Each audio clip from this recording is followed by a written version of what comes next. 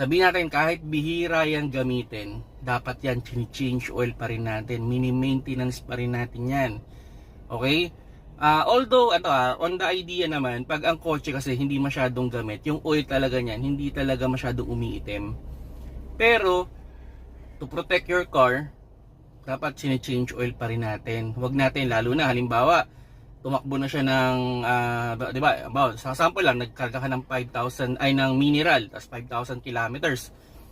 Tapos nakatakbo na yan ng mga 300,000 kilometers at 3,000. O sa scenario lang 5,000 kilometers. Nakatakbo na yan ng 3,000. Pero lapses na, halimbawa naka 4 months na.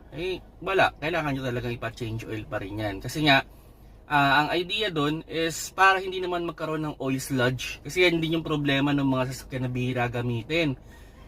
Hindi nga yung oil naman niya, syempre through time, rin yan, mag-expire din.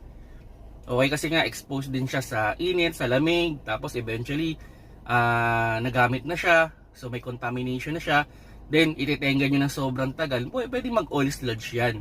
So ang idea mga kapaps, kahit hindi ginagamit ang kotse, i-ano pa rin natin, i-change oil din natin. Tapos yung transmission, isa yan sa mga napapabayaan na i-change oil. So yun, every 2 years yun